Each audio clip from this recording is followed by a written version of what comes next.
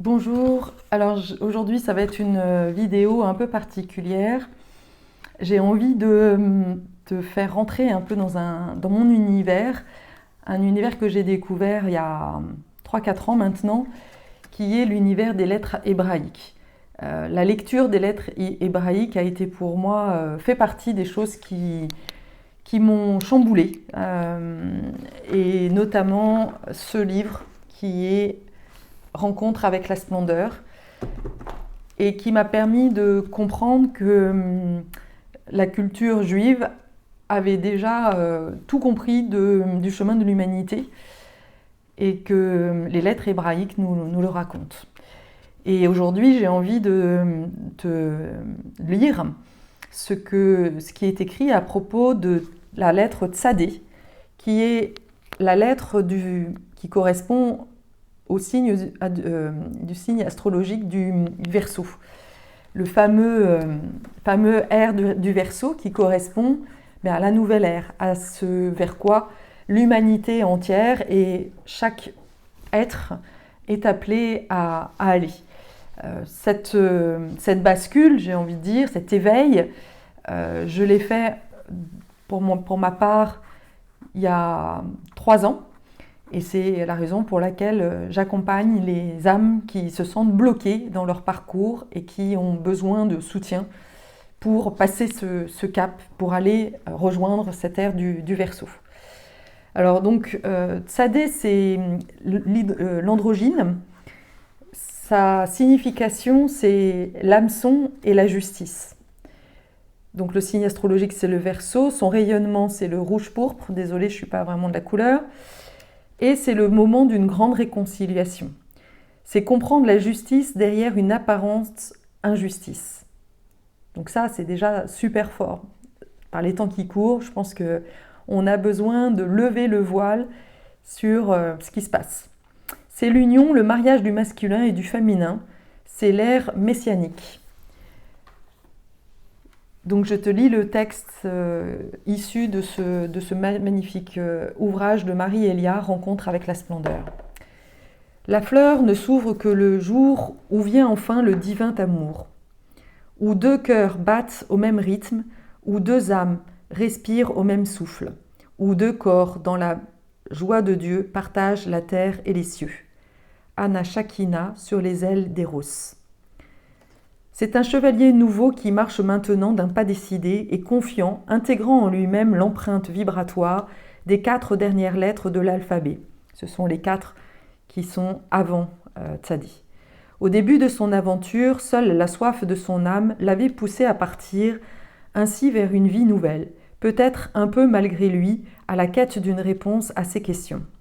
La rencontre avec Tav entraîna sa première vraie décision, celle d'être toujours sincère et de ne pas craindre la vérité, telle qu'elle se présenterait à lui. Ainsi, afin d'être conséquent avec lui-même, la quête de vérité devint l'essentiel de son existence. Shin lui fit alors connaître une nourriture spirituelle, qui était désormais le phare de sa vie. Son âme et les cellules de son corps l'avaient reconnue et ne lui en feraient accepter aucune autre. Reish lui fit comprendre la nécessité du dépouillement de l'ancien, de l'orgueil, de l'ego, du paraître. Il l'avait accepté et en était déjà changé, comme allégé. Et Kof lui a permis d'accéder à la conscience de l'amour, de l'alchimie et de ce qui relie les hommes entre eux dans une grande âme unique. Maintenant, il ne marche plus uniquement pour lui. Il se sent un avec l'humanité entière et cette notion le responsabilise, lui confère une nouvelle dimension. Il voudrait ouvrir la voie pour tous ses frères qui se débattent sans comprendre dans les remous de la tempête. Il saisit mieux les réseaux subtils qui unissent tous les êtres. Il est conscient d'être un serviteur dans un plan qui le dépasse et se donne avec ferveur à chacun de ses pas. Sa quête est loin d'être terminée, mais elle a pris pour lui un sens nouveau et il accepte d'être un pionnier de l'ère du Verseau. Ses pensées s'attardent sur l'enseignement alchimique du soleil de minuit, sur les 3 plans du grand œuvre, œuvre au noir, œuvre au blanc, œuvre au rouge. Il comprend que l'œuvre au noir est la plus longue et la plus importante, puisqu'elle détermine le résultat. Mais elle porte déjà en elle le germe du plan rouge-pourpre, qui prend racine dans les dons et les choix d'évolution faits tout au long du chemin alchimique. Comme il pense à ce que pourrait être ce fabuleux plan vibratoire du pourpre, ce plan de pouvoir et de royauté, voici que le chemin lui-même en prend la couleur, ainsi que le ciel et le paysage environnant. Cette couleur magique et indéfinissable d'un beau rouge foncé, chatoyant, semble venir d'un autre monde. Elle vient se poser sur tout ce qui entoure le chevalier et confère instantanément à ce qu'elle touche une perfection absolue. Le moindre caillou acquiert soudain un rayonnement et une beauté parfaite. Les arbres autour de lui frémissent, se redressent et révèlent leur divinité. Même la poussière du chemin se met à scintiller comme de la poudre d'or. Le voyageur s'arrête aussitôt, émerveillé par cette étrange magie. Il s'ouvre en confiance à la rencontre qui s'annonce à laquelle Kof l'avait préparé. Alors l'air frémit et un soleil couronné se manifeste devant lui. Il tombe à genoux, un spectacle extraordinaire s'offre à lui. L'astre flamboyant paraît se dédoubler tout en restant un et entier. 2 soleils sous une unique couronne. Le chevalier ne comprend pas. Ceci ne ressemble pas à une lettre. Mais il calme son mental dépassé, ferme les yeux humains aveuglés par tant de lumière et contemple l'apparition par son œil intérieur. L'espace d'une seconde, il croit reconnaître l'image d'un grand cerf à la ramure majestueuse. Enfin, Tsadé se dessine devant lui, immaculé, dans son manteau pourpre. 2 visages d'un corps androgyne se contemplent sous une couronne ornée d'un rubis. Mais c'est une voix unique qui s'adresse à lui. « Sois béni, chevalier. Le moment est venu pour moi de dévoiler enfin la forme qui est la mienne, dans la pensée du Père-Mère, depuis l'aube des temps, et qui vient à vous à l'approche de l'ère du Verseau. Voici mon corps parfait, tel qu'il apparaît à celui qui parvient au plan pourpre, à toutes les intelligences qui n'ont pas craint de vivre la dualité des contraires pour révéler l'unité. L'heure est venue pour l'humanité de me connaître. Je suis Tsadé, messianique, et ma puissance descend vers vous. Je ne ferai pas le chemin à votre place, mais en vérité, mon aide est toute puissante, car celui qui vient en moi est invulnérable. Mon nom signifie la justice. Depuis toujours, chacun m'appelle et me revendique, selon son niveau de conscience et sa propre idée. Que d'absurdité, que de folie sur la terre des hommes.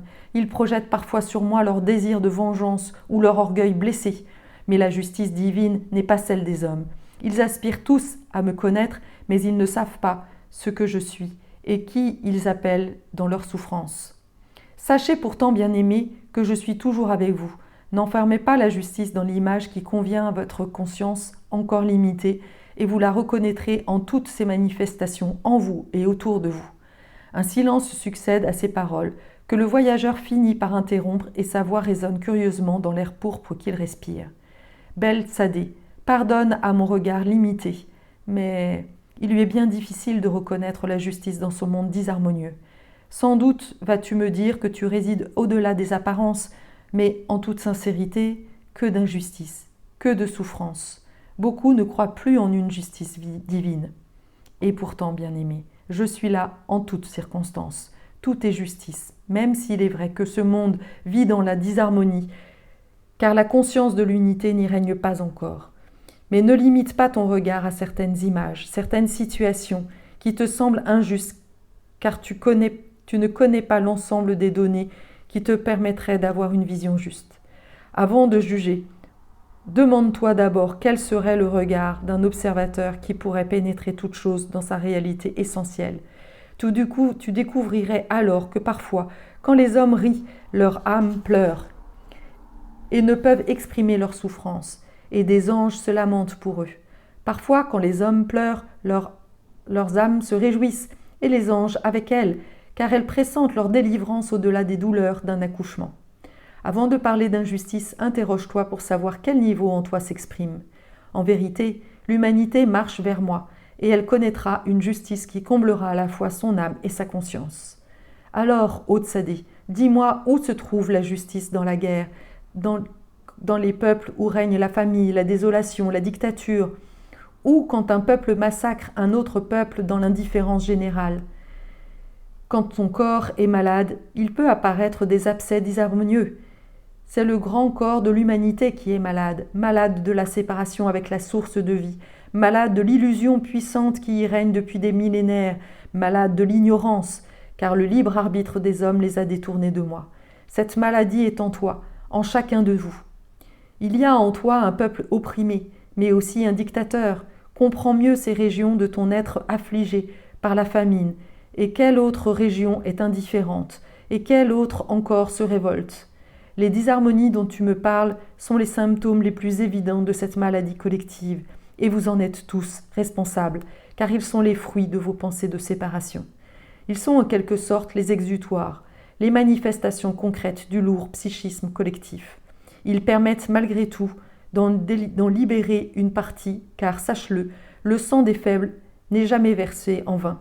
Toute larme est soigneusement recueillie, et son sel est la quintessence qui permettra mon avènement. Il n'est cependant pas voulu que de telles disharmonies se prolongent, et le Père-Mère n'est pas la cause de ce que te fait horreur. Mais réjouis-toi, ô chevalier, car cela signifie aussi que tu peux guérir l'humanité. En guérissant toi-même dans la conscience de l'unité, tu ouvres un canal de guérison pour tes frères et rectifies pour toujours les manifestations que tu as évoquées. Oui, alors dis-moi comment effacer pour toujours la tache noire de l'Holocauste et les images des innocents massacrés encore aujourd'hui. Pour être sincère, je perçois en moi une révolte ceintée d'amertume et je ne suis sans doute pas seule à la ressentir. Comment accepter tout cela et vivre sereinement ? Une volute d'un rouge chatoyant vient toucher le cœur du voyageur, qui perçoit aussitôt l'étendue d'un amour qui dépasse les limites de son entendement. La parole de Tzadé est compassion infinie, qui lui rappelle celle de Koph. Ô bien-aimé, écoute et ne juge pas avec ton émotion humaine. Écoute tous ceux qui sont morts dans l'Holocauste. Ce sont les agneaux de Dieu. Leurs âmes sont tous bénies par l'Éternel et leur sang a servi à préparer la quintessence du plan rouge-pourpre qui doit descendre sur l'humanité. Ils connaissaient tous leur destin avant de s'incarner. Ils ont contribué à ouvrir la voie pour que l'humanité connaisse le Yerushalayim, Jérusalem céleste sur la terre. L'homme est en marche vers son destin. De grands changements se préparent, mais ne dépendent que de vous, de votre libre arbitre. Il ne s'agit pas tant d'effacer ce qui a été, mais de lui donner un sens plus vaste pour cueillir enfin les fruits de toutes ses souffrances. Il n'y a plus jamais de guerre dans la mutation des consciences. Mais il vous incombe de réparer la grande injustice sans laquelle rien de tout cela ne serait arrivé. Vous devez être les justes des temps nouveaux. Qu'est-ce qu'un juste ô Tzadé ? Et de quelle injustice me parles-tu ? Tu viens de dire que l'injustice n'existe pas et que tu es partout. Le juste est celui qui m'a reconnu et témoigne de ma lumière en chacun de ses gestes, chacune de ses paroles. Mais au cours des âges, selon les possibilités offertes au libre arbitre des hommes, les justes me connaissent plus ou moins intimement. En vérité, très peu me connaissent dans mon corps supérieur, celui que je dévoile aujourd'hui, et très peu ont su séparer dans leur être la plus grande injustice, la grande erreur qui sépare encore de moi la conscience de l'humanité.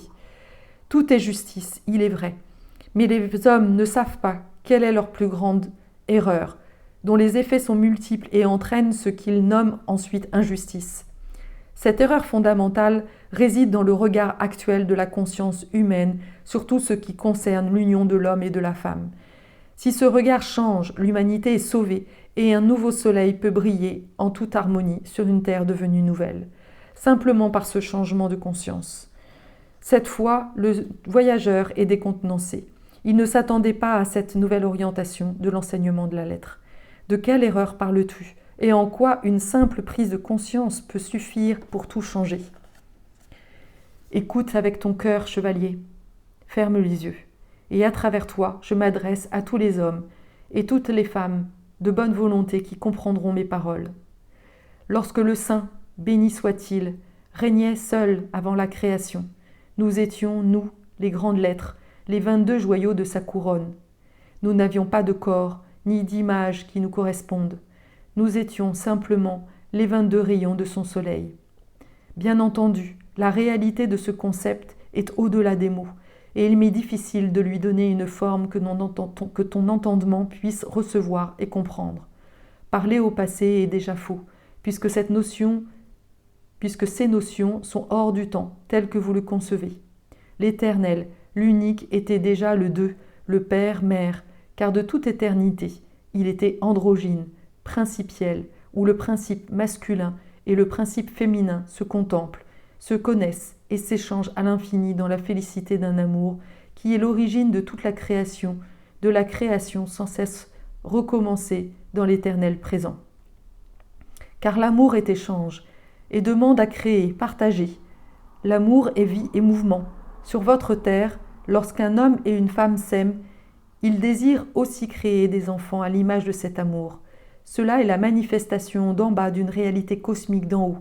Ainsi, des univers et des intelligences multiples naquirent de l'effusion d'amour du Père et de la Mère. Ils créèrent l'homme à leur ressemblance, c'est-à-dire androgyne, masculin et féminin. Et nous fûmes, nous les grandes lettres, l'expression de leurs mains créatrices qui façonnèrent le monde. Et le Père, Mère voulut que l'homme, l'Adam originel, puisse connaître la félicité et la puissance créatrice de l'amour. Il divisa en deux ces polarités pour qu'elles puissent se contempler et échanger leurs regards à l'image de leur père et de leur mère, à la fois deux et un.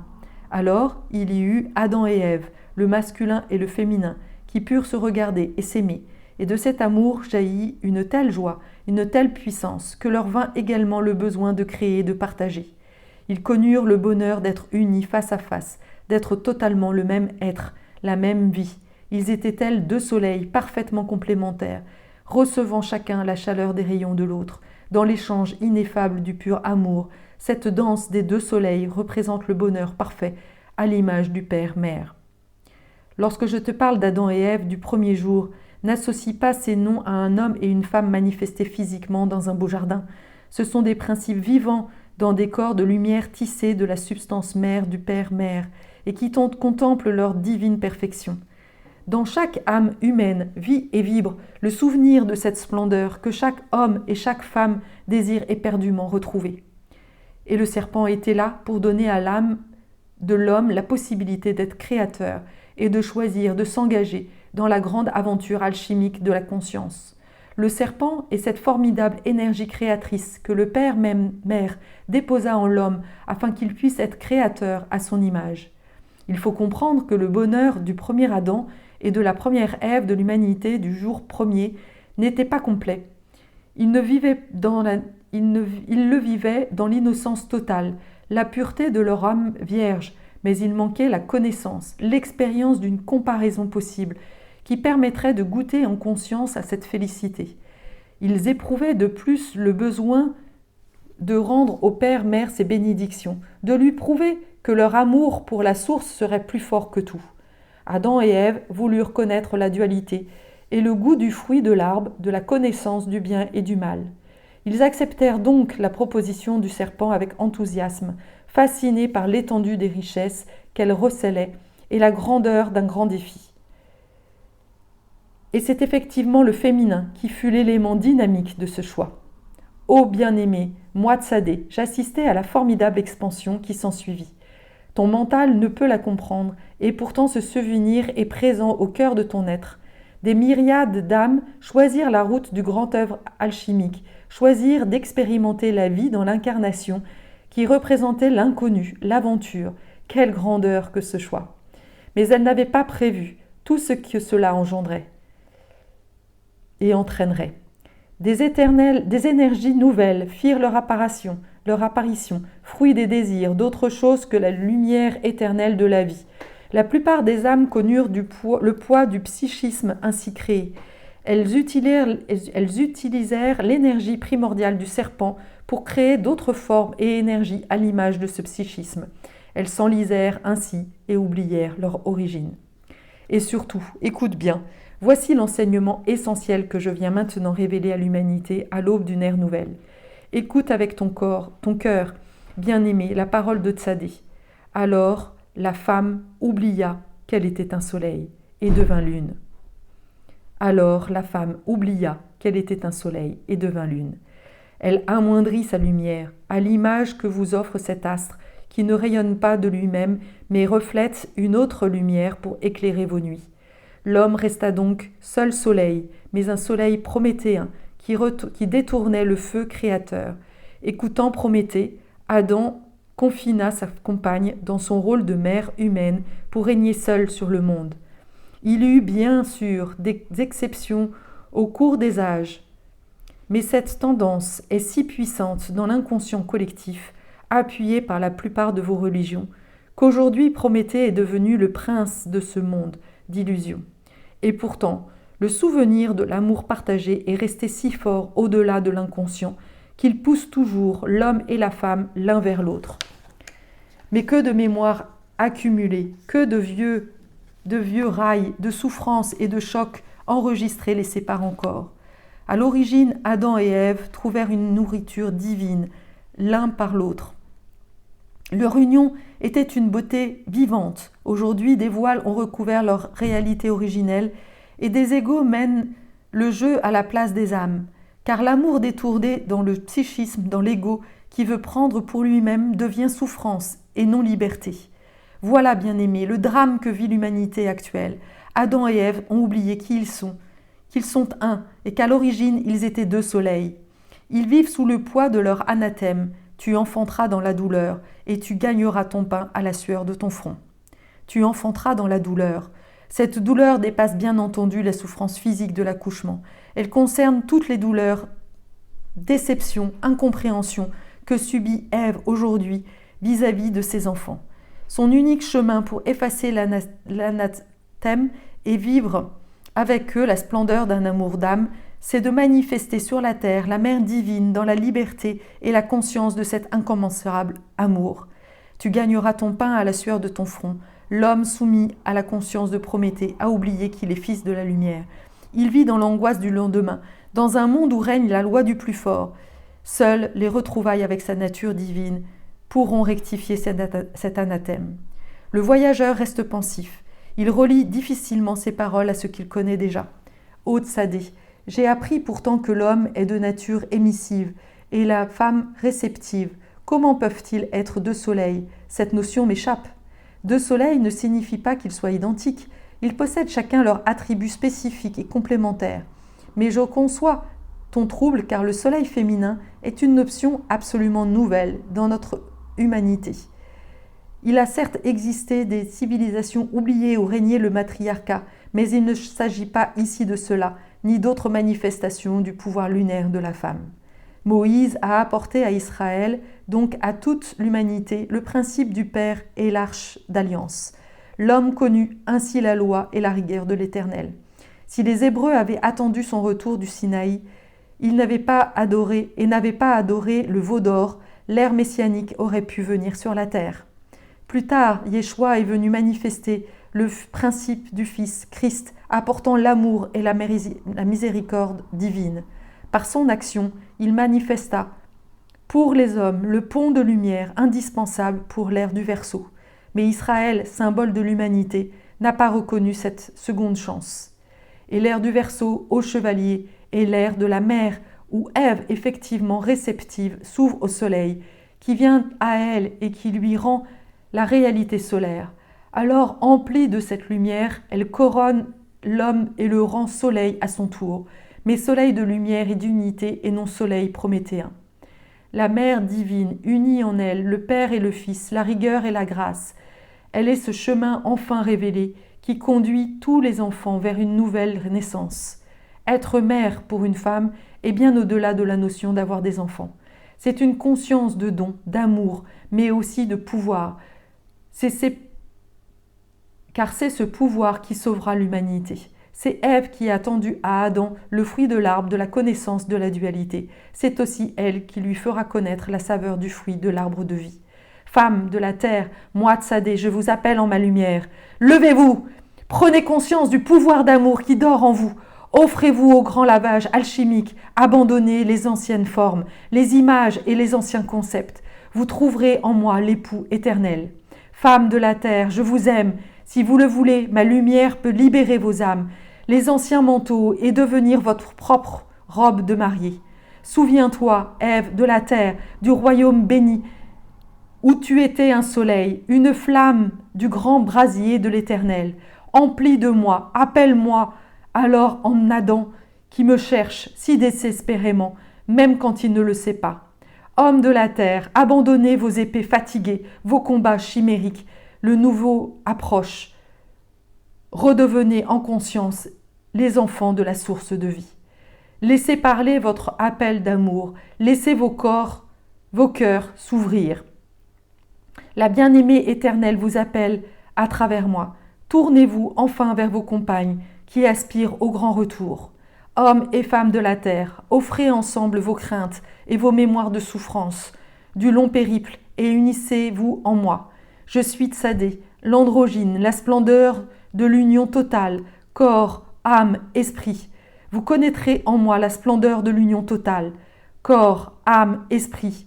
Vous connaîtrez en moi la félicité de cet amour où l'homme et la femme ne sont plus qu'un. Deux soleils sont sous une unique couronne, et ce bonheur sera l'aboutissement du grand œuvre de toute la pérégrination de l'humanité depuis les millénaires et des millénaires. Il sera le paradis de l'Éden retrouvé sur la terre, dans une apothéose bien supérieure à l'Éden du premier jour, car Adam et Ève se seront enrichis dans cette fabuleuse expérience. Ils auront acquis la connaissance, date, et vivront ce bonheur en conscience. Et cet enrichissement sera aussi celui de l'ensemble du grand corps du divin, du vivant.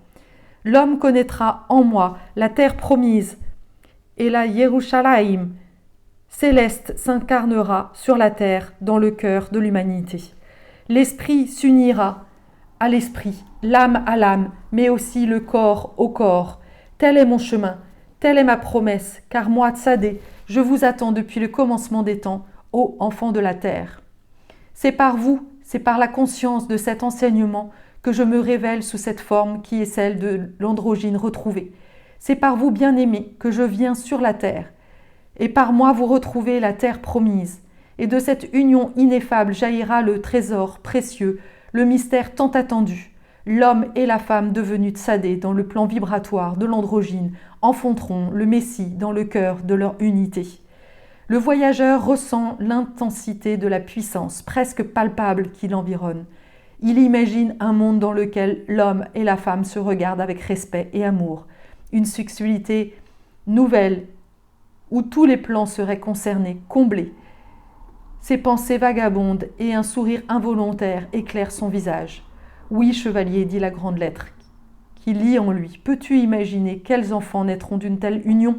En vérité, cela est d'une extrême importance.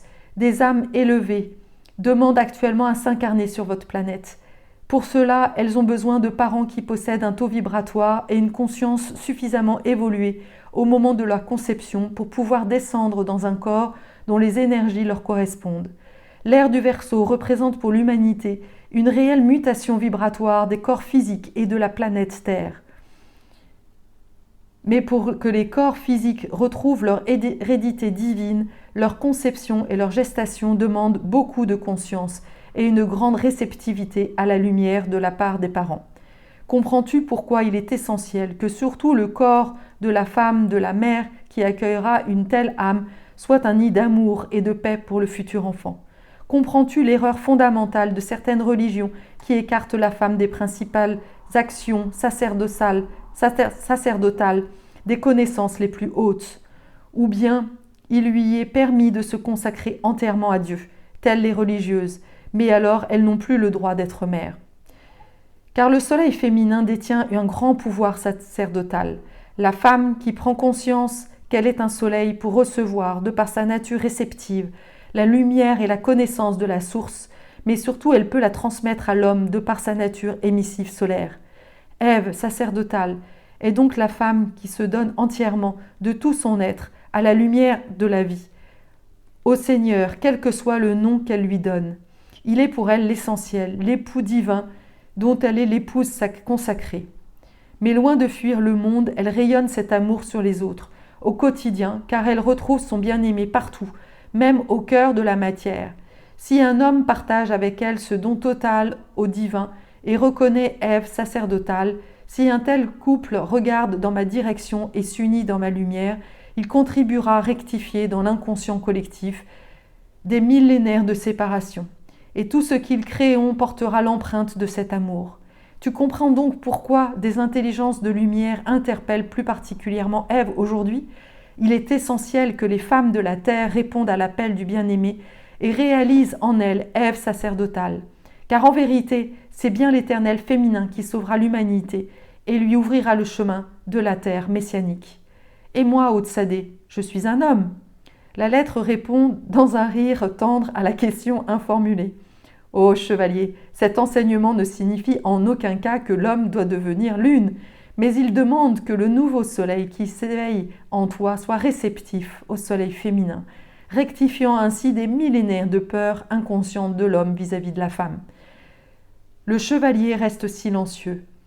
Les paroles de Tsadé trouvent leur chemin dans les réseaux complexes de son être, bousculent des mémoires oubliées, éclairent le noir labyrinthe, éveillent sans ménagement des zones endormies. Une alchimie secrète opère et son cœur l'a déjà acceptée. La présence de Tsadé attise une nostalgie douloureuse et le manque se précise. Des larmes coulent sur le visage du voyageur. Ô Tsadé, je n'ai pas de compagne. Crois-tu, bien-aimé ? Elle t'attend déjà. Veux-tu construire avec elle un couple de l'ère nouvelle ? Es-tu prêt à lâcher les anciens schémas, les anciens concepts ? Si tu viens en moi et si tu acceptes mon enseignement, tu la trouveras. L'homme prend la décision et avance vers la grande lettre. Il a l'impression de mourir et de renaître à chacun de ses pas. Tsadé lui semble lointaine et infinie proche à la fois. Il ne sait plus où il est. Des volutes pourpres l'entourent, il les respire, et c'est comme un feu qui pénètre dans son corps. Il ne voit plus la lettre, tout est devenu rouge-pourpre. Dans cet environnement étrange, il ouvre les bras et s'offre tout entier à l'immense pouvoir, presque palpable, qui règne maintenant en lui et autour de lui. Au milieu de cet univers de puissance, une douceur inattendue apparaît devant lui. Une femme d'une beauté incomparable lui sourit. Un regard pur plonge dans ses yeux et apporte à son âme une nourriture nouvelle. Elle est la jeunesse éternelle, mais des mondes entiers semblent épancher leur sagesse et leur connaissance dans ce visage clair. As-tu conscience, notre voyageur, de ce que murmure son cœur ?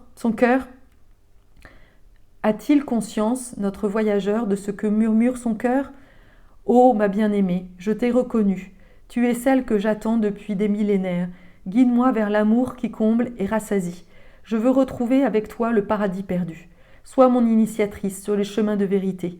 Ils sont tout proches et leurs mains s'enlacent. Leur regard est la source d'une fusion qui entraîne tout leur être. Le souffle répond au souffle, le corps au corps. Ils sont nus dans la lumière de Tsadé. Chacune de ces cellules reconnaît le corps de l'autre. Les cœurs s'interpénètrent, allument un soleil unique qui les embrasse. Ils ne sont plus qu'un, comprennent tout l'un de l'autre. Ils n'ont pas besoin de parler, leurs pensées s'échangent dans une liberté joyeuse. Ils découvrent qu'ils se connaissent depuis toujours. Alors la grande flamme endormie se réveille et monte au milieu de leur être. Une grande vague les emporte. Ils sont devenus l'univers entier, au-delà du temps, et contemplent les étoiles qui brillent dans leur cœur, dans leur corps unique. Une sensation de pouvoir absolu les pénètre. Ils sont rois et reines couronnés dans un royaume de félicité. Une question sereine traverse la conscience du voyageur. Mais où est Tsadé ? Je ne la vois plus. La réponse s'inscrit comme une étoile filante dans son ciel intérieur. Il comprend avec bonheur qu'ils sont devenus, elles, dans leur enlacement. Le rire clair de la bien-aimée parcourt tout son être. Ils se regardent toujours dans un amour indescriptible, trop puissant pour ne pas être créateur. Alors, dans la matrice de leur corps unique, la couronne glorieuse dépose un germe secret destiné à grandir comme une promesse. Combien de temps reste-t-il ainsi enlacé dans le paradis retrouvé ? Il n'y a plus de questions, plus de doutes, plus de quêtes. Puis la femme auréolée de lumière embrasse tendrement son compagnon et souffle doucement. Tu dois continuer ton chemin, bien-aimé. Je ne te quitte pas maintenant que je t'ai trouvé. Ou bien tu viens avec moi. Je suis toujours avec toi. À partir de ce jour, Tsadé a posé son empreinte sur ton front. En elle, tu me trouveras à chaque instant. Un frisson glacé parcourt le voyageur. L'idée d'une séparation physique lui est intolérable. Ce n'est pas la même chose. J'ai besoin de ton corps présent à mes côtés. As-tu déjà oublié la leçon des lettres, mon bien-aimé ? Ce n'est pas de mon corps dont tu as besoin, mais de mon amour qui t'accompagne toujours. N'enferme pas la beauté de ce que nous venons de vivre dans une forme. Ne confonds pas le réceptacle avec le nectar qui contient et qui, seul, comble ton âme. Tu me retrouveras sur tous les plans, car cela est juste, mais uniquement lorsque tu seras prêt. Et ton regard saura me reconnaître dans la compagne qui viendra à toi. Pour l'instant, ne me limite pas à un corps et sache mieux qui tu aimes en moi. Je sais seulement que je t'aime, que tu es celle que j'ai toujours attendue et que je ne peux pas vivre sans toi. Plus maintenant, je crois que je t'aime plus que tout, plus encore que la lumière, plus encore que Dieu. Une lueur triste traverse le beau regard de la bien-aimée. Elle prend le voyageur par les épaules et dit doucement « Ô chevalier, tu as oublié déjà. Est-il si fort le mirage des hommes ? Qui donc vient de combler ton âme, sinon la lumière éternelle ? Ne perçois-tu pas que l'amour qui nous unit ne se limite pas au temps et à l'espace de nos corps ? Si tu cherches à retenir, à limiter la force de l'amour au lieu de la partager avec le monde entier, tu te sépares toi-même de la conscience de l'unité. Tu te sépares de moi. Ce que nous venons de vivre est pour toujours inscrit dans ton âme. Ressaisis-toi et je le répète, prends conscience de qui tu aimes en moi. En la regardant, l'homme se souvient qu'il est un chevalier. Il admire la beauté parfaite de son corps, la grâce de ses gestes. Qui tu aimes en moi ? Ces mots résonnent en lui à l'infini comme un écho. Oui, qui j'aime en toi ? Qui es-tu ? Murmure-t-il. Elle se contente de lui offrir ses yeux où il peut lire tout l'amour du monde. Elle connaît tout de lui et ne juge rien. Elle l'aime pour tout ce qu'il est. Puis peu à peu, son corps aérien se fond dans la lumière de son propre rayonnement. La bien-aimée est pourtant toujours là, infiniment présente, et il perçoit encore son regard. Il comprend alors qu'elle lui apparaît dans son corps de lumière et contemple maintenant une forme féminine rayonnante comme un soleil, couronnée d'or. Il accepte enfin de lâcher prise. Pardonne-moi, âme de mon âme, pardonne ma peur de te perdre. Je le sais bien pourtant que notre amour est au-delà de toute limitation. Je sais que tu es lumière et que rien ne peut nous séparer. Pardonne mes contradictions. Mon amour, l'ancien ne peut comprendre ce qui nous unit. Je n'ai pas à te pardonner. Accepte tes propres limitations et tout ce qui est en toi n'est pas encore transformé. Je ne te juge pas, ne te juge pas. Je suis et je serai toujours, toujours avec toi. À chaque instant, mon amour t'accompagnera et t'inspirera. Je te guiderai dans ta quête à travers le canal de Tzadé. Et n'oublie pas, chaque pas que tu feras vers ta réalité divine te rapprochera aussi de moi. Ô bien-aimé, en ce jour, je te fais la promesse de partir à ta quête. J'ai compris qui tu étais et j'écouterai ta voix dans le silence de mon âme. Apprends à me reconnaître sous différents visages et dans le vent qui murmure à ton oreille. Et lorsque tu pénétreras enfin en ta maison, tu me retrouveras sur tous les plans, dans le corps qui sera le mien à ce moment. Va, chevalier, continue ta quête. Et si tu as besoin de moi, appelle-moi en ton cœur. Tu m'y trouveras. Ne crois jamais en l'illusion de séparation. C'est le mirage cruel où tant de cœurs humains se sont brisés. Va et témoigne que le règne du grand illusionniste a pris fin. La femme de lumière disparaît dans le manteau pourpre de Tzadé. La grande lettre est toujours là, mais elle semble maintenant plus familière au cœur du voyageur. Elle est devenue pour lui l'allié, la force précieuse qui lui permettra de rejoindre la bien-aimée. Il reçoit la caresse de l'ombre d'amour qui vient de la lettre et une immense gratitude le soulève. « Merci », dit-il dans un souffle. « Puissais-je me montrer digne d'un tel cadeau ?» Il murmure encore « Au revoir, soleil de mon âme. À partir de ce jour, mon épée de chevalier sera à ton service. Ô madame, j'ai compris la leçon de Tzadé et je continue ma quête. Mais c'est à toi, ma reine, que je dédie aujourd'hui chacun de mes pas. Au revoir et à bientôt. » Waouh! Il y a beaucoup d'émotions, en tous les cas pour moi, à lire ce texte. Et je vais aussi continuer avec les commentaires sur Tzadé, puisque chacune des lettres est expliquée en fait par l'auteur. Et j'apporterai mon commentaire à moi à la fin. Nous abordons avec Tsadé, pour ainsi dire, la lettre la plus importante aujourd'hui, car c'est son énergie qui a créé le signe du Verseau. Nous pénétrons donc actuellement de plus en plus sous l'influence de cette extraordinaire lumière qui vient nous chercher. Sa valeur numérique est 90, en résonance avec Tate, 9, et Tsadé final, 900. 9 est le plus grand chiffre qui évoque la gestation, l'achèvement d'un cycle, l'ouverture sur l'universel. 9 x 10 est bien approprié pour l'ère du Verseau.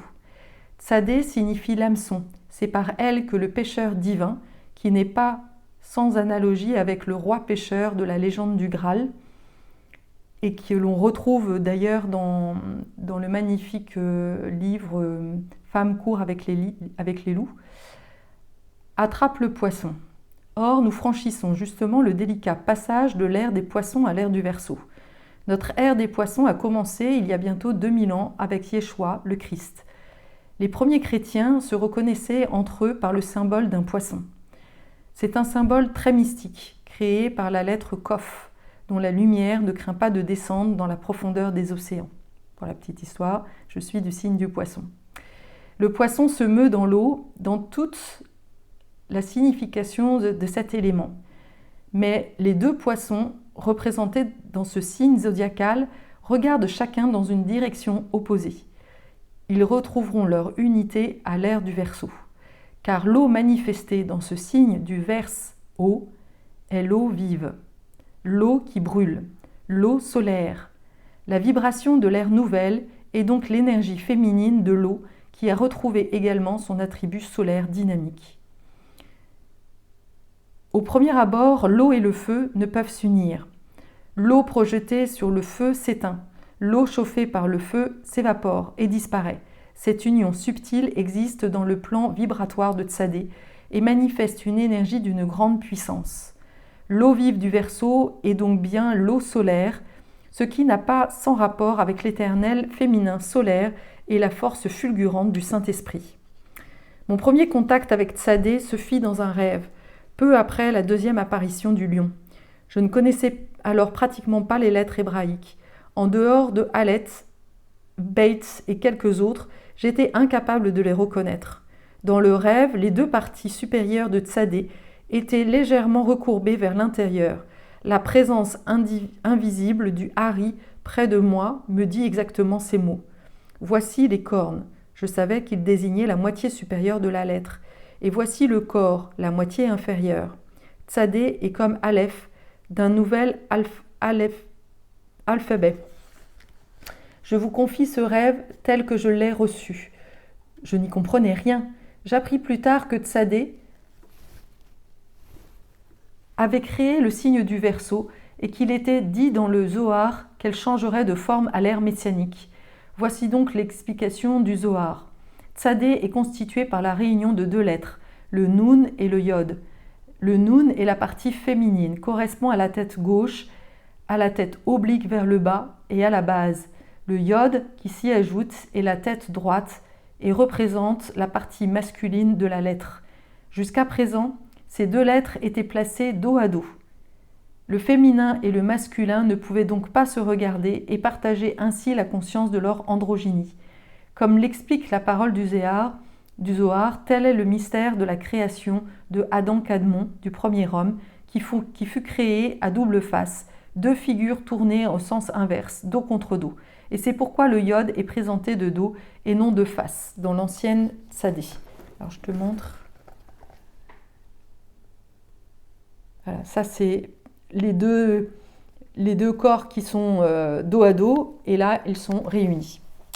L'ère du Verseau verra l'avènement de Tsadé messianique dans sa nouvelle forme, telle est représentée dans cet ouvrage. Le Nun et le Yod peuvent échanger le regard d'amour créateur du Messie. Le Zohar se révèle plus loin. Dieu dit à Tsadé, « Toi aussi tu sauras un jour diviser en deux, mais tu iras autre part. » Diviser en deux signifie que l'échange d'amour des deux polarités devient possible, car elles se regardent face à face. Autre part est la terre messianique, la terre de l'ère de Verseau, où l'humanité retrouve l'Éden au bout du long périple. Voilà pourquoi Tsadé messianique, telle qu'elle rayonne dans le plan pourpre du grand œuvre alchimique, apporte à l'humanité le plan vibratoire de l'androgyne, où Adam et Ève, émerveillés, retrouvent l'unité perdue. La Genèse nous parle des 2 grands luminaires créés au 4e jour.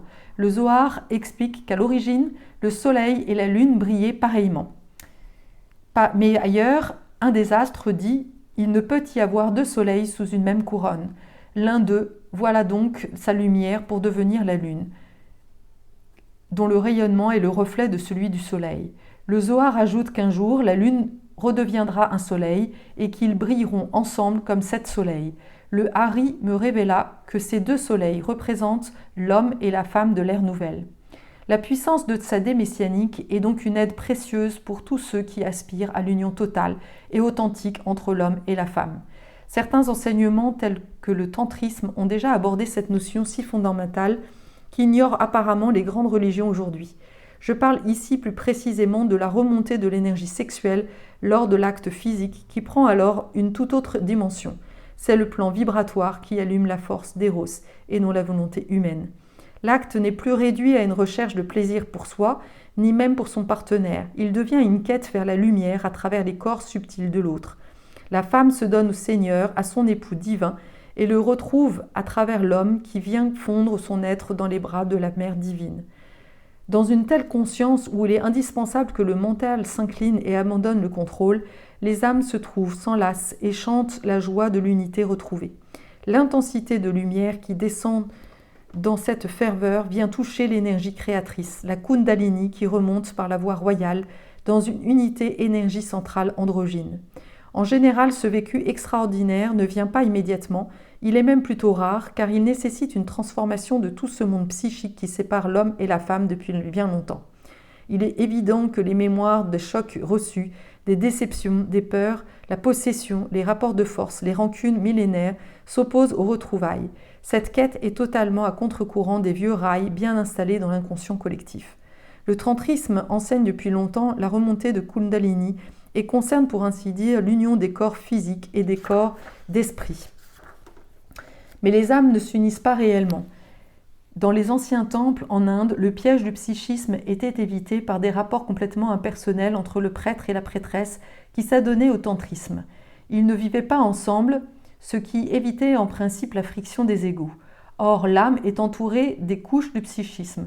Pour que leur âme s'unisse réellement dans la splendeur que je viens d'évoquer, ces couches doivent être entièrement purifiées par la lumière, par un processus alchimique tel que celui qui est proposé dans ce livre.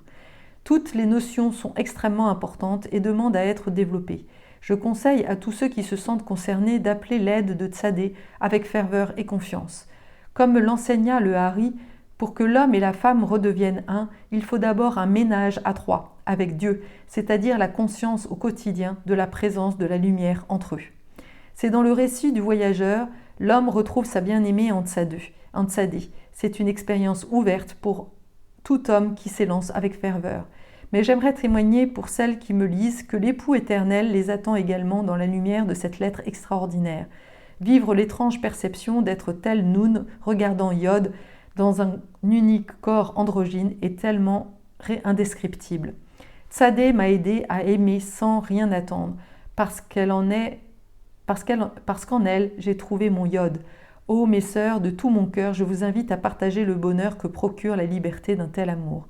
Enfin, n'oubliez pas que Tzadé est aussi la justice divine. Nous pénétrons en ce moment sous une influence et le roi de justice est en marche vers la terre.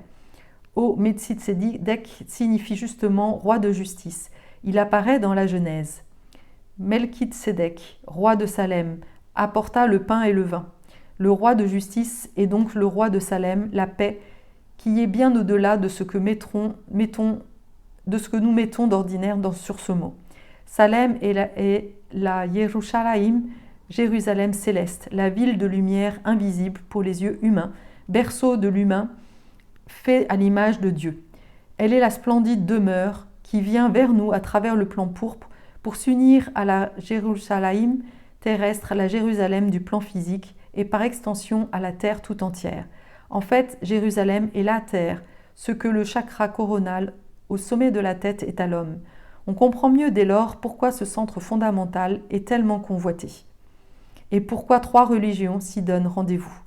Tout ce qui touche à Jérusalem revêt une importance particulière. Par exemple, lorsque le sang est versé dans un tel endroit, la résonance s'en ressent sur la terre entière. Pourtant, l'incroyable puissance du Saint et des Saints, du temple invisible toujours présent, y pulse son rayonnement pour toute la planète. Ô ville de la paix, ton nom même émeut mon âme. Les temps vont venir où tous tes enfants se reconnaîtront dans ta lumière une.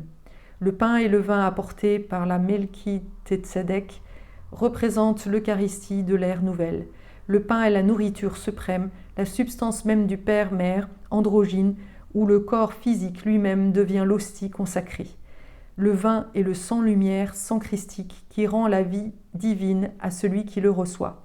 Cette Eucharistie vivante est le festin des noces promis à celui qui s'ouvre à la réalité divine et prend le chemin du retour. Que tous les affligés se consolent et reprennent espoir. Croyez en la grâce du Consolateur, elle s'exprime déjà à travers ces lettres vivantes qui nous tendent la main.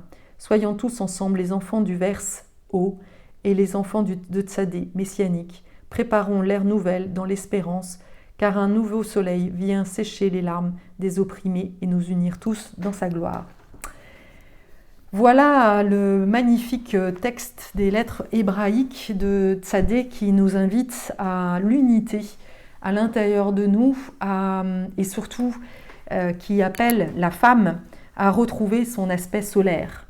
Et ça fait longtemps que maintenant, depuis que j'ai fait mon éveil, que je répète dans mes vidéos que je suis convaincue que le monde changera quand les femmes auront repris leur place, leur pouvoir, mais pas un pouvoir de la séparation, mais le pouvoir de leur cœur, le pouvoir de l'amour. Et je pense incarner en fait cette femme solaire qui est en chemin, parce que malheureusement je n'ai pas encore trouvé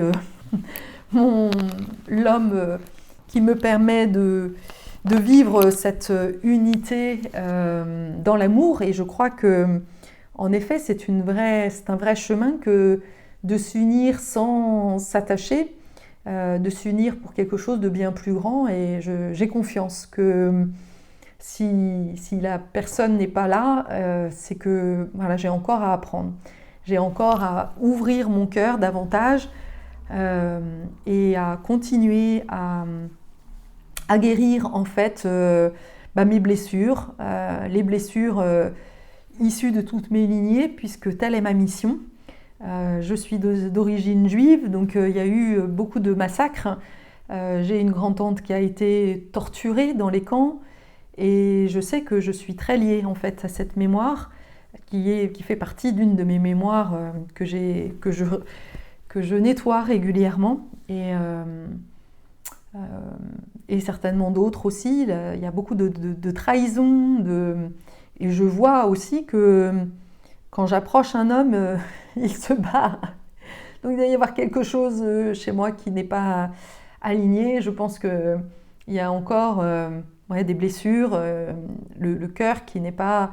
Autant dans les accompagnements, il n'y a pas de souci, il n'y a pas d'enjeu, mais dans la relation amoureuse, j'ai conscience que j'ai encore à m'ouvrir davantage et à faire cette union à l'intérieur de moi, à voir ma splendeur, à me connecter à cet amour en moi dans chaque chose de la vie. C'est pas chose facile, c'est un chemin, il y a des hauts, il y a des bas, et de rester sur cette vibration haute, c'est pas si simple.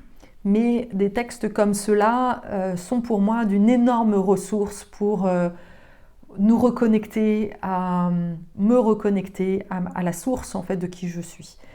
Donc n'hésite pas, vraiment, je te serais gré de me partager quelles ont été tes sensations, comment tu as reçu en fait ce texte.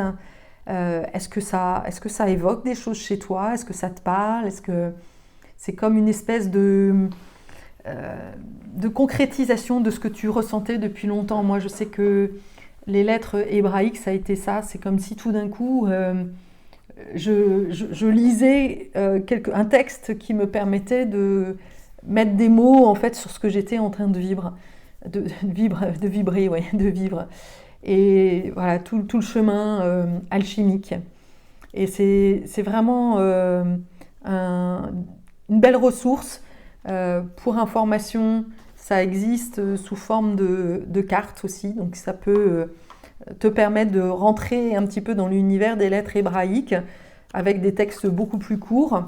Voilà, moi j'ai eu on m'a donné, on m'a transmis. Voilà, c'est à un moment donné, j'étais en quête de mes racines et une belle âme était sur mon chemin pour me transmettre en fait ces lettres et évidemment elles ont beaucoup vibré en moi et elles font partie de ce qui m'aide. Voilà, donc j'espère vraiment que tu vibreras, que tu sentiras la vibration de cette énergie de l'ère du Verseau.